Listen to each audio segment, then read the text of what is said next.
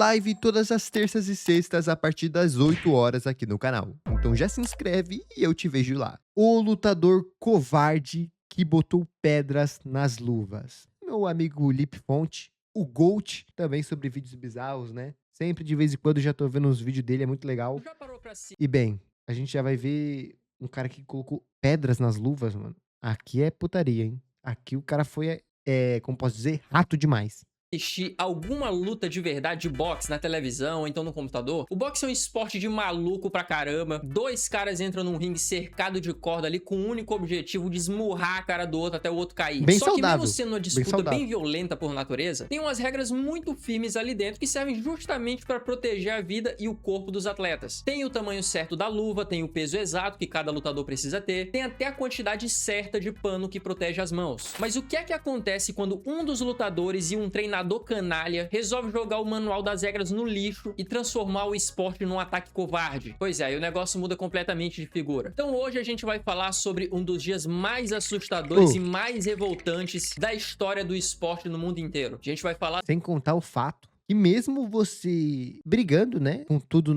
nos conformes, seguindo as regras bonitinhas, mesmo assim você ainda pode acabar sem meme. Você ainda pode acabar sofrendo algum dano irreversível. Inclusive, aconteceu já algumas vezes e é bem assustador, porque o cara lá do outro lado não espera que isso vai acontecer. Então ele também acaba recebendo um trauma, né? Tipo, mano, eu acabei de destruir a vida do outro por nada. É loucura. da história real da luta entre o Billy Collins Jr. e o Luiz Resto, que aconteceu no ano de 1983. Ixi, Isso é aqui, old, cara, hein? foi literalmente um crime sendo transmitido ao vivo na televisão ali e que destruiu a carreira de um moleque de 21 anos que tinha tudo Nossa, pra muito ser um novo, grande mano. campeão do mundo. Mas antes eu queria agradecer ao Ziggler que me pagou um cafezão, o João também. E no ano de 1983, o moleque tava vivendo ali o maior sonho na vida de qualquer jovem atleta. Ele só tinha 21 anos de idade e ele era um moleque americano forte, cheio de energia, muito carismático, e ele tinha um estilo de luta totalmente agressivo. O pai dele, que tinha sido um lutador profissional de boxe no passado, funcionava Sim. como se fosse o treinador principal dele e era ele que cuidava Pô, de cada detalhe. assistir esse filme aqui, The Creed, tô na frente dele, né? Pô, o filme é legal, hein?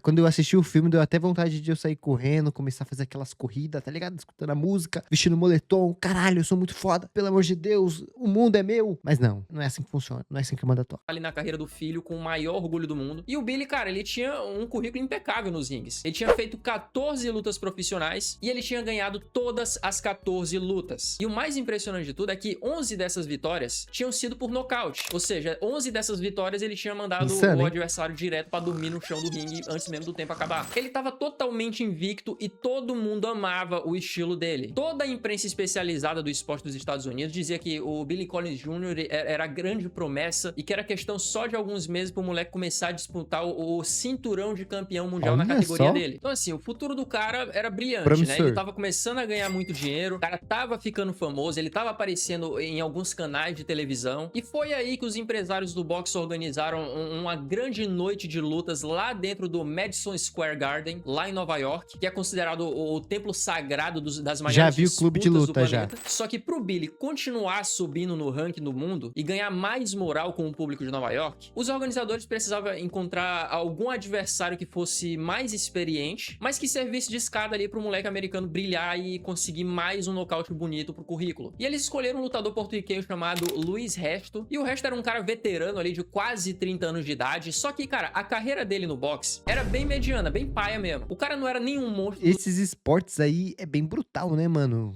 Seguindo a idade. Porque quando você tem seus pra lá de 30 anos, você meio que já perdeu grande parte da carreira, né? Do seu auge. Geralmente o auge desses esportes são 19 até 20 e poucos. E aí 30 você já vai perdendo força, né? Não é perdendo força, mas, mano, se o cara tá 8 anos lutando consecutivo, vai ter sequelas, né? Vai ter sequelas. Então, acontece isso no futebol também. No futebol é mais de boa, né? Porque a gente consegue ver, tipo, o cara com 38 ainda competindo na Copa, na Copa do Mundo. Mas eu acho que quando envolve luta é mais difícil, né? Quanto mais velho você é, mais difícil você conseguir lutar no ringue de igual pra igual com os caras muito pica que tá chegando agora. Os rings, ele tinha várias derrotas acumuladas. Ele não tinha um soco lá tão forte assim. Todo mundo no meio do esporte sabia que ele tava ali só pra preencher espaço, só pra apanhar do Billy e dar um showzinho rápido ali pro público que pagou o ingresso e ir embora com o dinheiro dele ali de boa pra casa. E o Luiz Resto e a equipe dele sabiam perfeitamente que as chances dele ganhar do Billy, seguindo as regras normais, eram quase zero. O cara não tinha chance nenhuma. O moleque americano era muito mais rápido, ele tinha muito mais queixo pra aguentar a pancada e ele tava no auge da forma física da juventude. E foi aí que o treinador do Luiz Resto, um babaca chamado Panama Lewis, resolveu entrar em cena com um plano que cruzou todas as linhas de maldade humana. Adoro esse o Panama vídeo do Lewis macaco. era um sujeito muito famoso ali nos bastidores do boxe, só que ele tinha uma fama terrível de ser um cara trapaceiro. Ele era capaz de fazer qualquer negócio sujo pra ganhar uma luta e faturar alto nas bolsas de aposta ilegal. E ele sabia que ele precisava tirar a força do Billy Corgan Jr. de qualquer jeito se ele quisesse que o Luiz Resto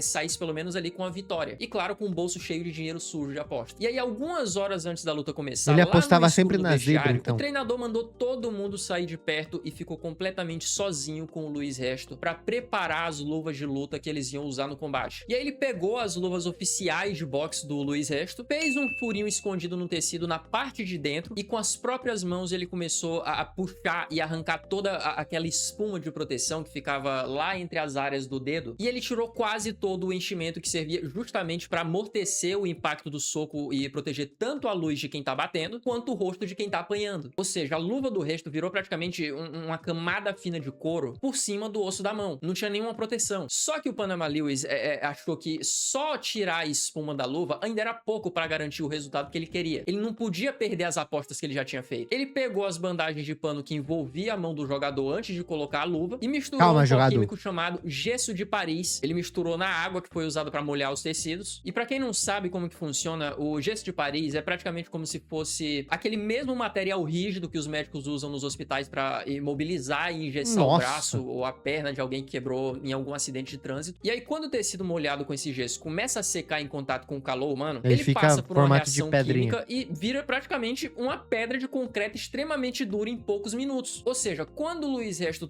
terminou de amarrar as mãos dele e calçar aquela luva toda adulterada, o cara subiu os degraus do ringue com duas mãos transformadas em 2 tijolos de cimento revestido com a capa fina de couro. Mas eu acho que isso aqui é impossível, né? Impossível acontecer hoje em dia, mano. Eu acho que a rapaziada deve verificar essas luvas aí umas 5, 10 vezes antes de finalmente entrar no ringue e a luta começar. Porque quando a gente vai vendo, né? Mais antigamente, o tanto de rapaziada que ia lá, inventava alguma maracutaia pra conseguir ganhar mais dinheiro, conseguir ganhar dos seus adversários, nossa, tem nem como escrever, pô. A cada ano que surgia, a cada mês que passava, era uma maracutaia diferente. Agora, esse daqui é criminoso, né? Eu não sei se o cara vai de F aqui. Sinceramente, existe essa possibilidade, né? Tá tomando um soco com praticamente pedras, um soco de pedra, mas... Tipo, não era mais nem boxe aquilo ali. Imagina um lutador segurando duas luvas de couro e o outro 2 tijolos. Quando o gongo tocou no primeiro round, o Billy Collins Jr. foi pra cima com aquela postura mais agressiva que ele nem sempre dá pra teve, perceber de longe, que ele ia né, dominar mano? o ponto Igual o veterano ali, só na velocidade e no cansaço. Só que, moleque, no primeiro soco direto que o Luiz Resto acertou em cheio no rosto do americano, o Billy sentiu um impacto que não fazia o menor sentido na cabeça dele. Nossa. A pancada não parecia de um soco de uma luva de boxe normal de algodão. Parecia que o Resto tava segurando um pedaço de ferro ou então alguma pedra na mão. Cada golpe que entrava, a pele do rosto do Billy abria com os cortes profundos e o rosto dele começou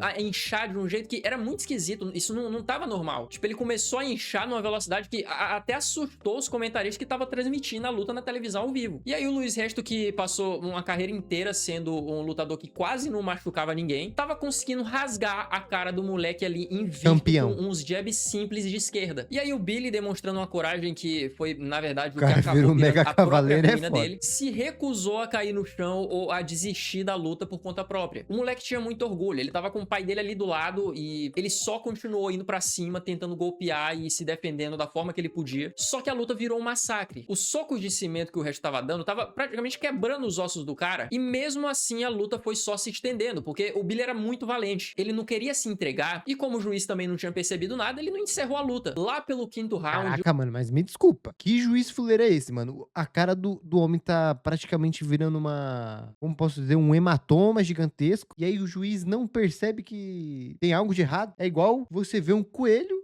infligindo mordida do mesmo tamanho de um urso, tá ligado? Não faz sentido. Algo de errado não está certo. Se ele tivesse esses socos aí desde o começo, esse outro lutador, meu Deus do céu, ele seria campeão do mundo, né? Ele seria campeão do mundo. Não dá, velho. O Se rosto bem do que é a Billy primeira tava vez que eu acho que alguém faz completamente isso. deformado. Parecia que o cara Nem tinha passava sofrido pela um cabeça do cara. acidente de carro. Os dois olhos dele estavam roxos, tava cheio de hematoma, imenso. E tava tão inchado que ele mal conseguia enxergar. Tipo, tudo que ele enxergava era só o vulto do adversário dele que tava na frente no ringue. E no intervalo entre um round e outro, quando o Billy sentou no banquinho do corner dele, ele olhou pro pai dele que tava tentando estancar o sangue com a toalha molhada. E ele falou uma coisa em voz baixa ali que os microfones da televisão conseguiram captar no fundo. Ele falou mais ou sobre as menos assim, ó, luvas. esse cara tá muito forte. Parece que ele tá com um tijolo na mão. Os socos dele estão quebrando a minha cara de verdade por dentro. E aí o pai do Billy, que tava achando que o filho dele só tava impressionado com a força física ou então com a experiência do oponente veterano, tentou acalmar o cara. Ele falou pro Billy se movimentar um pouco mais de lado e fugir do corpo a corpo Aí é e loucura. continuar lutando porque ele tinha muito mais técnica. Tipo, o pai dele não conseguia imaginar que o adversário tava literalmente usando concreto nas mãos. E aí o Billy, mesmo tendo sentido na pele as porradas de concreto, ele obedeceu a ordem do pai e continuou Nossa, lutando. velho, E já por parece incrível outra que pareça, pessoa. o moleque conseguiu passar os 10 rounds apanhando daquelas duas pedras sem cair no chão nenhuma vez. Ele terminou a luta ali por muito orgulho e muita força de vontade, viu? Mas, infelizmente, o estrago físico na cabeça do moleque ali já tinha sido feito e, cara, era impossível O cara tem de que ser arrumar. preso. Quando o gongo final tocou, os juízes deram a vitória pro Luiz Resto. E aí ele foi lá cumprimentar o corner americano. E na hora que o pai do moleque apertou a mão dele, ele sentiu que a luva tava totalmente murcha e dura. Tipo, não tinha nenhuma espuma. E aí ele segurou o braço do Resto ali e gritou desesperado pros fiscais pra ver se Nossa, o cara tava descobriram sem bem na enchimento hora, luva. mano. E aí o treinador tentou empurrar o pai do Billy, só que a polícia entrou no ringue e confiscou o equipamento. A mentira caiu ao vivo na televisão ali na frente de todo mundo. Infelizmente, Eu essa pensei que farsa iam caiu descobrir tarde demais. depois. O estrago na vida do Billy já tinha sido feito. Os socos de gesso rasgaram as estruturas dos olhos dele e deixou a visão dele borrada pra sempre. E aí, como ele não conseguia mais lutar por causa disso, o moleque de 21 Perdeu a anos carreira perdeu dele. o sustento e o grande sonho dele. E ele entrou numa depressão profunda. Ele passou a beber muito pra tentar esquecer todo esse trauma. E ele até mudou de personalidade. E aí, menos de um ano depois da luta, sem aguentar essa dor, ele acabou pegando o próprio carro e jogando contra um muro de linha de trem. E ele acabou falecendo na hora. O Luiz Resto e o Panamá. Mano, que negócio é esse, velho? O vídeo aqui, tipo, tá ligado? Tava meio bizarro, beleza. O cara lá sendo um covarde do caramba, se aproveitando dos outros, já estragou a carreira dele, mas eu pensei que ia ficar por isso. Ele ia, sei lá, arrumar algum emprego, ia ficar, sei lá, traumatizado, processado pra vida toda. Mas não, mano, o cara se mandou de F mesmo. O mínimo que esse cara aqui, o mínimo que esses dois caras aqui devia ser é preso, né? Esse treinador perturbador que já tem cara de louco. Já cansei, já. Olha só a cara desse.